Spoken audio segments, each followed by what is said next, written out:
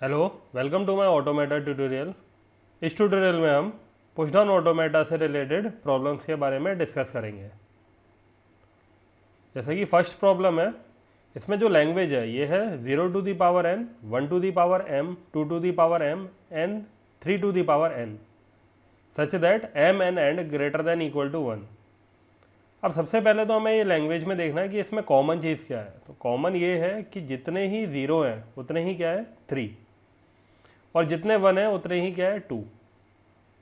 तो number of 0 equal to number of 3 and number of 1 equal to number of 2।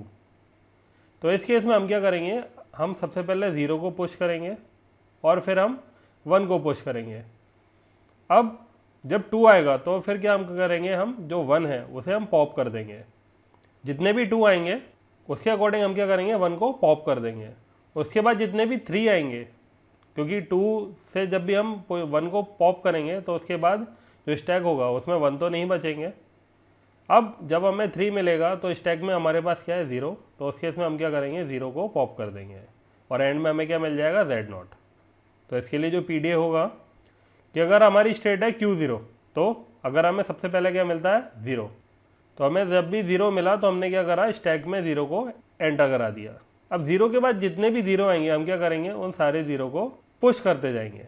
अब जब हमें 1 मिलेगा तो हमने क्या करा, उस 1 को भी पुश कर दिया, लेकिन अब स्टैक के टॉप पर क्या मिलेगा हमें 0, तो हमने क्या करा 1 को पुश करा दिया। अब इसके बाद जितने भी 1 मिलेंगे हम क्या करेंगे, उन सारे 1 को पुश कराते जाएंगे। अब जब हमें 2 मिलेगा और स्टैक के टॉप पे हमें क्या मिलेगा 1, तो हम क्या करेंगे उस 1 को पॉप करा देंगे। जितने भी 2 मिलेंगे और स्टैक के टॉप पे क्या है 1, तो हम क्या करेंगे उस 1 को पॉप करा देंगे। अब नंबर ऑफ 2 इक्वल थे नंबर ऑफ 1 के, इसलिए जितने भी 2 आए उसके अकॉर्डिंग जितने भी 1 थे वो पॉप हो गए। अब स्टैक में हमारे पास क्या बचेगा 0। तो अगर हमें 3 मिल रहा है और स्टैक के टॉप पर क्या है 0, तो हम क्या करेंगे उस 0 को भी पॉप करा देंगे। जितने भी 3 आएंगे उसके अकॉर्डिंग अगर हमें स्टैक के टॉप पर 0 मिलेगा तो हम सारे के सारे 0 को भी पॉप करा देंगे। एट लास्ट हमें क्या मिलेगा एप्सिलॉन, और स्टैक के टॉप पर क्या मिलेगा Z0। तो हम क्या करेंगे Z0 को Z0 ही रहने देंगे और अपनी स्ट्रिंग को एक्सेप्ट करा लेंगे। जो सेकेंड प्रॉब्लम है, इसमें जो लैंग्वेज है वो है a to the power 2m and b to the power 3m such that m is greater than equal to 1। यहाँ पर क्या होगा कि हमें जो a है वो है अगर 2, तो जो b है वो क्या है 3। अगर a है 4 तो b क्या हो जाएंगे 6। यानी कि हमें क्या करना है, हमें b को कंसीडर करके चलना है इस केस में कि जब भी b आएगा तो हमें क्या करना है a को पॉप करना है, और b मिनिमम कितने आने चाहिए 3। तो इसमें हमें सिंपल यही लॉजिक को फॉलो करना है कि जब भी 2a आएंगे तो हमें 2a पर 3a बढ़ाने हैं। तो इस केस में अगर 4a आएंगे तो फिर उस केस में हम कितने बढ़ा देंगे 6a। इसी तरह से हम बढ़ाते जाएंगे। तो जब भी हमें b मिलेगा तो हम क्या करेंगे, जितने भी a आए हैं उन सबको पॉप कर देंगे। तो अब अगर हमें a मिलता है और स्टैक के टॉप पे क्या है Z0, तो हम क्या करेंगे a को पुश करा देंगे।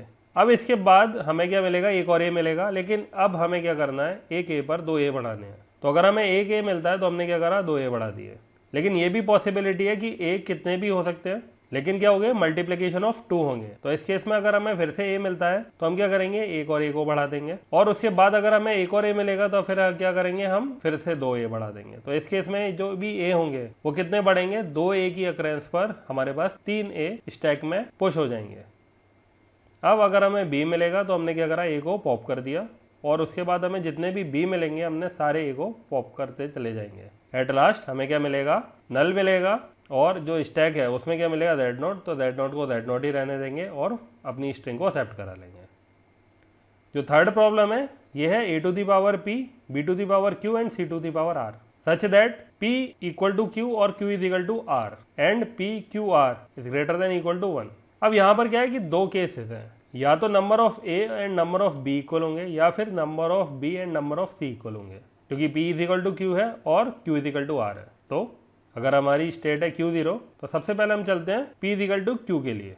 अब ये हमारी इनिशियल स्टेट है, क्योंकि हमारे पास यहाँ पे क्या है दो पॉसिबिलिटी हैं, तो हम यहाँ से एक नल ट्रांजिशन को ड्रॉ करेंगे। अब हमारे पास ये नई स्टेट आ गई। अब सबसे पहले जब number of A and number of B क्या है इक्वल, तो अगर हमें A मिलेगा, A को हमने क्या करा दिया पुश कराया, जितने भी A आए उतने A को हमने पुश कराते चले गए। उसके बाद जो B आएगा तो हमने क्या करा A को पॉप कर दिया, जितने भी बी आए हमने क्या करा, ए को पॉप करते चले गए। उसके बाद हमारे पास सी आया, स्टैक में जेड नोट था, जेड नोट ही रहने दिया। जितने भी सी आएंगे स्टैक में जेड नोट है, जेड नोट ही रहने देंगे। एट लास्ट जब सी खत्म हो जाएंगे तब हमें क्या मिलेगा, नल, और स्टैक में क्या मिलेगा, जेड नोट। तो जेड नोट को जेड नोट ही रहने देंगे और स्ट्रिंग को एक्सेप्ट करा लेंगे। दूसरी कंडीशन ये है कि जब Q इजिकल टू आर है, तो इस केस में फिर से हमने क्या करा, एक ट्रांजिशन ड्रॉ करी जिसमें नल सिंबल के साथ अगर स्टैक में जेड नोट है तो जेड नोट पर ही रहेंगे और हम Q5 पर पहुंच जाएंगे। अब यहाँ पर क्या है, number of B equal to number of C, तो यहाँ पर ए से कोई मतलब नहीं है। तो अगर हमें ए मिल रहा है और स्टैक में जेड नोट है तो जेड नोट ही रहने देंगे। जितने भी ए आएंगे स्टैक में जेड नोट है, जेड नोट ही रहने देंगे। अब अगर हमें बी मिलता है स्टैक में जेड नोट है तो हमने क्या करा, बी को पुश करा दिया। जितने भी बी आए स्टैक में हमें क्या मिलेगा, अब बी मिलेगा, तो हमने क्या करा, एक बी को हमने पुश करा दिया। अब इसके बाद हमें सी मिलेगा और स्टैक के टॉप पे क्या मिलेगा, बी, तो हमने क्या करा, उस बी को पॉप कर दिया। जितने भी सी आएंगे और स्टैक में हमें बी मिलेगा, हमने सारे बी को पॉप कराते चले जाएंगे। एट लास्ट जब स्ट्रिंग खत्म हो जाएगी तब हमें क्या मिलेगा, नल, और अगर हमें नल मिल रहा है, स्टैक में जेड नोट है तो जेड नोट ही रहने देंगे और स्ट्रिंग को एक्सेप्ट करा लेंगे। फोर्थ प्रॉब्लम, यहाँ पर अगर हमारे पास लैंग्वेज है जहाँ पर क्या है, a to the power 2n, c to the power 4m, d to the power m and b to the power n। यहाँ पर थोड़ा आपको लॉजिकली सोचना होगा। सबसे पहले जैसे कि हमने बात करी थी, हम यहाँ पर देखेंगे कॉमन टर्म क्या है। तो कॉमन टर्म ये है कि जो a है वो रिलेट कर रहा है b से और जो c है वो रिलेट कर रहा है d से। नंबर ऑफ a इस केस में क्या है, डबल है नंबर ऑफ b के, एंड नंबर ऑफ c क्या है, ये 4 टाइम्स है नंबर ऑफ d के। तो अब आपको याद रखना है कि आपको सबसे पहले a को पुश कराना है, देन c को पुश कराना है और फिर d के अकॉर्डिंग c को पॉप करना है और एंड b के अकॉर्डिंग a को पॉप करना है। अब यहाँ पर अगर आप देखेंगे कि m and n greater than equal to 1 है, यानी कि एटलीस्ट 1d और 1b होगा ही होगा स्ट्रिंग में। तो यानी कि अगर a डबल है किसका, b का, तो हमें क्या करना है कि 2a पर हमें a के बढ़ाना है। और जो c है ये क्या है, 4 टाइम्स है d का, तो हमें एक d के लिए हमें 4c पर एक c बढ़ाना होगा। अगर हम इसका पीडीए ड्रॉ करते हैं तो वो कुछ इस तरह से होगा। तो अगर हमारी स्टेट है Q0 और हमें सबसे पहले क्या मिलेगा, एक a मिलेगा, क्योंकि स्ट्रिंग में एटलीस्ट 2a होंगे एंड 4c होंगे और एक d और एक b। तो इस केस में हमें 2a पर एक a बढ़ाना है। तो अगर हमें a मिल रहा है और स्टैक में जेड नोट है तो हम क्या करेंगे, a को पुश कर देंगे। इसके बाद अगर हमें कोई भी a मिलता है तो हम क्या करेंगे, a को a ही रहने देंगे। इस केस में हमने कोई भी a को पुश नहीं करा, किसमें, स्टैक में। इसके बाद अगर कोई भी a आता है तो हमने क्या करा, a को पुश कर दिया और फिर से a आएगा तो हमने क्या करा, a को हम एज इट इज ही रहने देंगे। यानी कि इस केस में आप ये देखेंगे कि अगर 2a आएंगे तो हम एक a को ही पुश कर रहे हैं, 4a आएंगे तो हमने कितना करा, 2a को पुश करा। अगर 6a आएंगे तो फिर उस केस में हमने कितने a को पुश करेंगे, 3a को। अब जब हमें c मिलेगा और स्टैक के टॉप पर a है तो हमने क्या करा, उसमें c को पुश करा दिया। इसके बाद अगर हमें कोई भी c मिलता है, स्टैक के टॉप पे हमें c ही मिलेगा, तो उस केस में क्या रहने देंगे, c को c ही रहने देंगे। फिर से हमें c मिलेगा तब भी हम क्या करेंगे, c को c ही रहने देंगे। अब हमें एक और c मिलेगा तब भी हमने क्या करा, c को c ही रहने दिया। अब ये पॉसिबिलिटी है कि अगर मान लीजिए नंबर ऑफ d क्या है, मोर देन 1 है, यानी कि 2 है, तो इस केस में जो c होंगे वो क्या होंगे, 8। तो हमें क्या करना है, 8c पर 2c को अगर बढ़ाना है, या फिर अगर d 3 है तो इस केस में क्या होगा, जो c होंगे नंबर ऑफ c होंगे 12, तो हमें 12c पर 3c को पुश कराना है। तो अगर कोई भी c आता है उस केस में हम क्या करेंगे, अगर c आ रहा है तो इस केस में एक c और बढ़ा देंगे। तो इससे क्या होगा, ये 5th आ जाएगा, 6th 7th एंड 8th। तो इस केस में क्या मिलेगा, हमें 2c मिलेंगे स्टैक में। अगर और भी ज़्यादा हैं तो 9th 10th 11th and 12th। तो यहाँ पर आप देखेंगे कि जो 4 के मल्टीपल में चल रहे हैं, लेकिन जब 4c आ रहे हैं उसके बाद ही क्या है, एक c पुश हो रहा है स्टैक में।